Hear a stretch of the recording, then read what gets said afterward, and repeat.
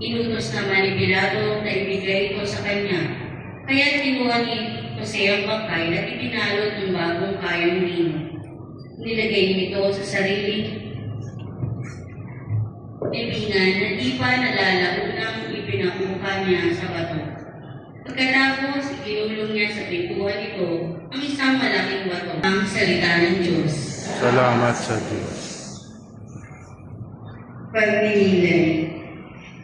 Nakikita natin ang kahalagahan ng isang bagay kapag ito ay wala na sa atin. Bakit nga ba kung alin pa ang wala? Siya pa ngayon. Subalit ang kanilang mga salita, gawa o halimbawa ay nananatiling buhay sa ating isipan. Tulad sa ating Panginoong Hesus, lumisan siya sa ating piling, subalit nananatili siyang buhay sa atin. Kung talagang mahal natin si Jesus, ay isa sa buhay natin ang kanyang mga aral.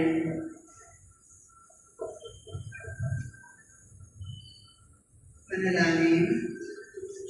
Panginoong Jesus, nagsimula ang iyong buhay sa isang hirap na sabsaban at ngayon natapos din ito sa isang hirap na libingan.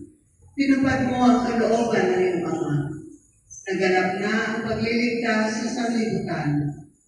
Pinalik mo sa tao ang dati niyang karangalan. Napanatili na ang naputol na ugnayan ng tao at ng Diyos. Malaki ang naging puhunan mo para sa aming kaligtasan. Tinubos mo kami sa pamamagitan ng pagbubuhos mo ng iyong mahal na dugo. Tulungan mo kami, Panginoon, upang maisabuhay namin ang iyong mga aral at ang naging buhay mo sa lupa. Luwal natin sa Ama, sa Anak, at sa Espiritu Santo. Kapasa unang-una, ngayon o man sa walang hanggan, siya nawa. Patawad, Panginoon, patawad. Patawad, Panginoon, patawad.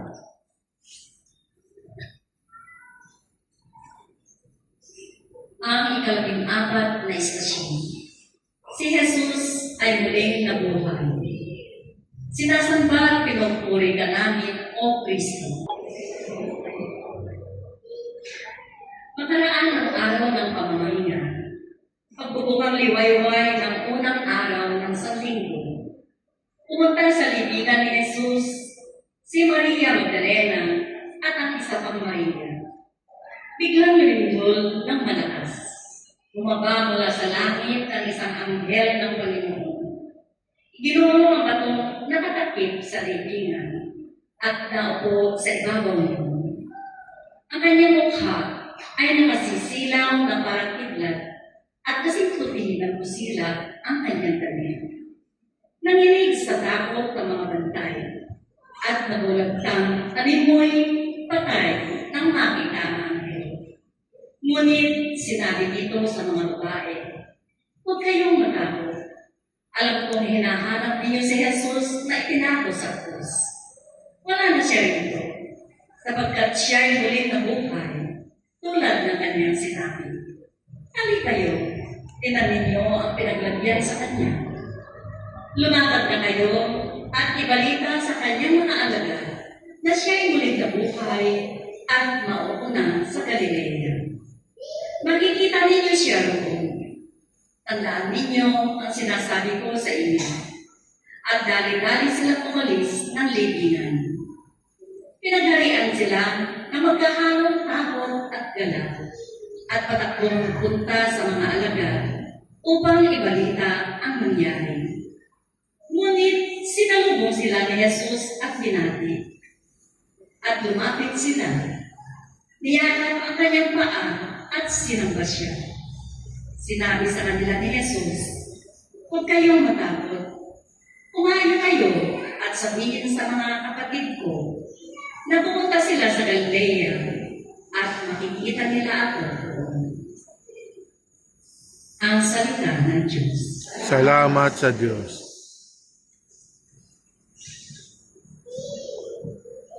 Kakaiba ang tubok ng ating puso kapag muli natin nakita isang dating kaibigan. Matamis ang ating ngiti kapag ating nasilayan ang isang minamahal. Ang muling pagkabuhay ni Jesus ay nagbigay ng kaligayahan sa kanyang mga alagad. Napawi ang kanilang kalungkutan, alinlangan at takot. Tayo man ay naliligayahan din sa katotohanang nabuhay na maguli ang ating Panginoong Jesus. Umakyat man siya sa Ama, pagkatapos nito ay babalik naman siya sa wakas ng panahon. Kaya siya ang ating laging pag-asa sa buhay.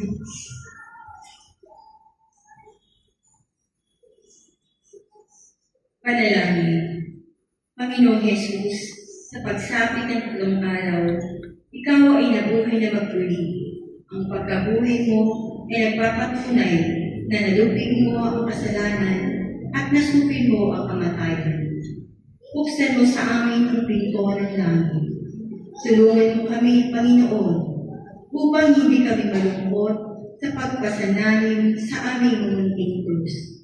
Naway may pamalas namin sa aming salita at halimbawa na ikaw ay buhay sa aming buhay.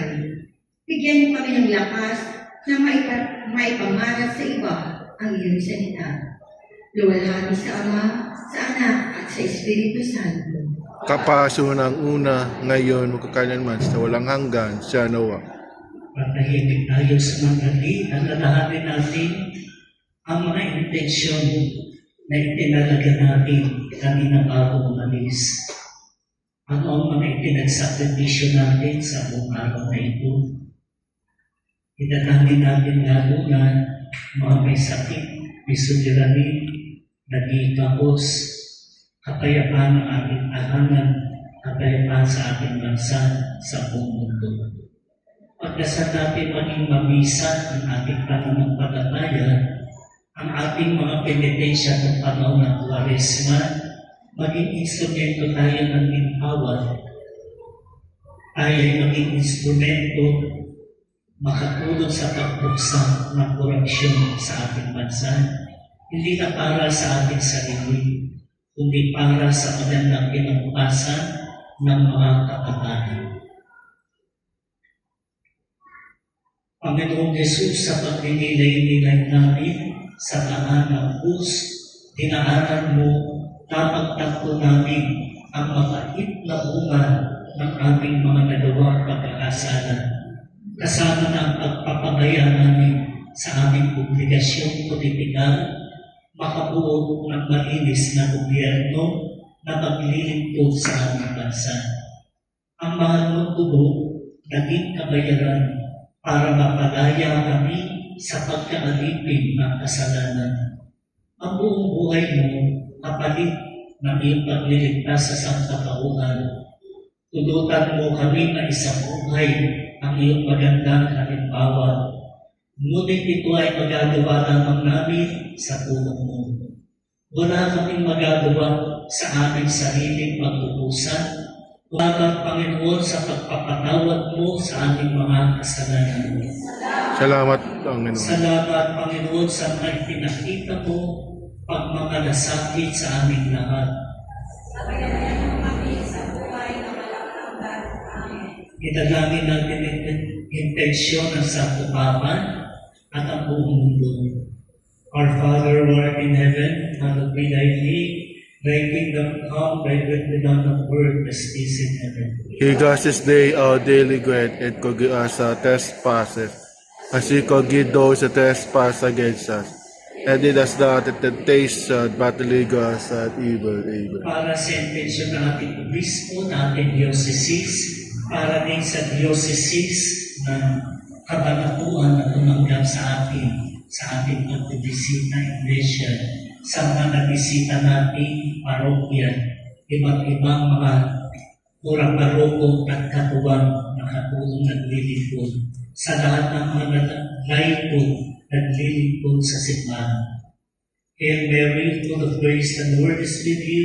Blessed are you among women, blessed is the fruit of thy womb, Jesus. Holy Mary, Mother of God, pray for us sinners, now the hour of our death. Amen. Pagdasal natin ating sariling parokya, maging makapuluhan ang 40 taon pagpapasinay at pagpapasalamat na buo ang ating parokya 40 years ago. Sa mga nag-alay ng pangakot, talino at yaman, upang ay tatag papanatili kasama na ang mga lumipat na sa kanilang buhay. Glory to the Father, to the Son, and to the Holy Spirit. Pasi beginning is thou, ever shall be word begotten. Amen. Eternal rest from unto them, O Lord, Let the perpetual light shine upon may them. they rest in peace. The Amen. Lord be with you, And with your spirit, and may Almighty God bless you all, your sacrifices, the Father, the Son, the Holy Spirit. Amen. Our visiting guest is over. Let's go in peace. Thanks be to God. Pagdating po natin ang give thanks. Give thanks with a Great to Lord, give thanks to the Holy One. Give thanks because His given Jesus Christ.